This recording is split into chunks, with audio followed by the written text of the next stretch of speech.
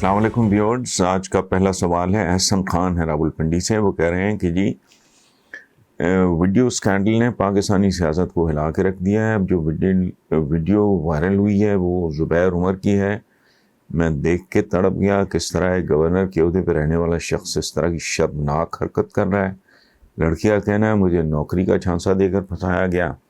کیا زبیر عمر کو ایسا کرنا چاہیے تھا؟ اوپر سے لیگی رہنما کہتے ہیں کہ حکومت اور عوام زبیر عمر کی ویڈیو سے کیا نکالنا چاہتے ہیں. آپ سارے معاملے پر کیا کہنا چاہیں گے؟ احسن خان صاحب، پہلی بات تو یہ ہے کہ I have no kilo, I have no idea, because میں بہت کم ٹی وی دیکھتا ہوں، مجھے کوئی اندازہ نہیں ہے. لیکن آپ کے سوال سے مجھے جو اندازہ ہو رہا ہے، پہلی بات تو یہ ہے کہ آپ اگر میرے کالم کبھی آپ کی نظر سے گزرتے ہوں تو آپ کو اندازہ ہوگا میں کتنے سالوں سے ایک بات کر رہا ہوں، اور وہ یہ ہے کہ ہمارا مسئلہ اقتصادیات کی بربادی نہیں، بیسیکلی ہمارا اصل مسئلہ اخلاقیات کی بربادی ہے. آپ کے مفتی تو مولانا تو اس طرح کے لوگ کیا کچھ کر رہے ہیں. زبیر عمر تو is a politician, he has never claim to be a saint. مجھے نہیں پتا، سچی بات ہے، لیکن یہ ہمارا اجتماعی کردار ہے. 2 سال کے بچیوں کے ساتھ قبروں میں عورتیں محفوظ نہیں، کھیت میں بکری گھس گئی، اپنے مظاہرے کی اس کو بچی کو گولی مار دی. پھر ایک اور 3-4 دن پہلے خبر تھی کافی اخباروں میں کہ ایک آدمی تھا، اس نے اپنا کتا کسی چھوٹی عمر کے 5-7 سال کے بچے پہ چھوڑ دیا. اور کیوں چھوڑ دیا؟ قصور بھی کوئی نہیں تھا، صرف مزہ لینے کے لیے. تو کون لوگ ہیں آپ کے خیال میں یہ اس سے بھی زیادہ بھیانک جرم ہے جو وہ لوگ کرتے ہیں جو کروڑوں لیٹر روزانہ کیمیکل زدہ دودھ دے کے آپ کی نسلیں اجاڑ رہے ہیں. ہمارا سر پیر ہے ہی کوئی نہیں ہے، کردار نام کی کوئی چیز نہیں ہے. باقی ڈھونگ،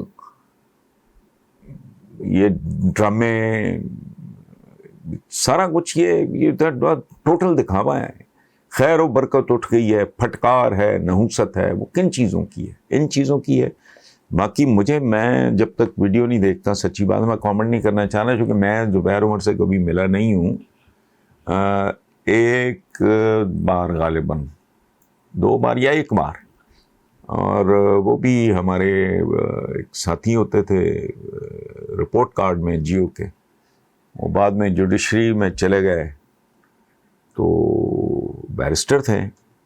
انہوں نے مجھے کچھ بات کی اور اس کے نتیجے میں زبیر عمر صاحب نے بھی فون کیا، ان سے بات ہوئی. میں تو جب بھی ان کو ٹی وی پہ دیکھا ہے ظاہر ہے، اور یا وہ ایک ٹیلی فونک کانورسیشن تھی. مجھے تو مہذب آدمی لگے. کہانی کیا ہے مجھے نہیں پتا، بٹ پلیز ہمارا اجتماعی کردار کسی حوالے سے دیکھ لیں. میں تو اکثر کہتا ہوں کہ مثلا اس ملک کا کوئی بھی سرکاری ملازم ایکسیپشنز کو چھوڑ کے، ویری فیو ایکسیپشنز، ان کو چھوڑ کے اگر آپ دیکھو تو جو اپنی تنخواہ میں زندہ ہے وہ حرام کھا رہا ہے. یہ ہو سکتا ہے کہ 1 in a million 2 in a million ایسے ہوں جن کو ماں باپ سپورٹ کر رہے ہوں یا سسرال کی طرف سے سپورٹ ہو. ادروائز اچھا یہ بھی بھول جائیں کہ ان کے پرکس کیا ہیں، پریولیجز کیا ہیں، گھر میں لے میں ملازم ہے. نو، وہ 3-4 بچے ڈیسنٹ اسکول میں نہیں پڑھا سکتا 22ویں گریڈ کا افسر. چیک کر کے دیکھ لو آپ، کوئی نہ کوئی دھندا، کوئی نہ کوئی واردات، کوئی نہ کوئی حرام. یہ اس ملک کی اصل اکانومی ہے ہی حرام. میرے ایک بہت پیارے دوست تھے، بہت ہی پیارے، فاروق گیلانی ان کا نام تھا. وہ جماعت اسلامی کے اسد گیلانی صاحب کے بیٹے تھے جو لاہور سے ہیں. میں نے بھی رہے، تو بعد میں وہ سول سروس میں چلے گئے فاروق گیلانی. تو اس زمانے میں وہ ایڈیشنل سیکرٹری یا پتہ نہیں جوائنٹ سیکرٹری فائنانس تھے. تو وہ اور ان کی اہلیہ آئیں، اب ان کی بھی ڈیتھ ہو گئی ہے کچھ عرصہ پہلے. تو میں نے کہا یار فاروق ملک کی اکانومی کا سناؤ، جواب سن لیں. بہت حاضر جواب، بہت وٹی آدمی، بہت ذہین پڑھا لکھا آدمی فاروق گیلانی، اللہ مغفرت کرے. تو مجھے ہنس کے فاروق گیلانی کہتا ہے یار کس اکانومی کی بات کر رہا ہوں؟ اس ملک کی تو صرف ایک ہی اکانومی ہے کہ ہر آدمی کا ہاتھ دوسرے کی جیب میں ہے اور ہر ادارے کا ہاتھ دوسرے ادارے کی جیب میں ہے. میں نے کہا اچھا بندوں کا تو سمجھ میں آتا ہے، ادارے کا؟ اس نے کہا جا کے پتہ کرو پریزیڈنٹ آپ اس نے کتنے پیسے دینے ہیں ویپڈا کے یا جو بھی بیل چھیل، کروڑوں میں ہے، لیکن کسی کی ضرورت نہیں اس کی بجلی کاٹے جو وہ پریزیڈنٹ رہتا ہے وہاں. سو یہ اخلاقیات کا جو کہتا ہے آپ کے سامنے قدم قدم پہ. یہ جب ہمارے حکمران بات کرتے ہیں فلانا مافیا، شوگر مافیا تو گولی مارو، وہ تو بہت دور کی بات ہے بھائی.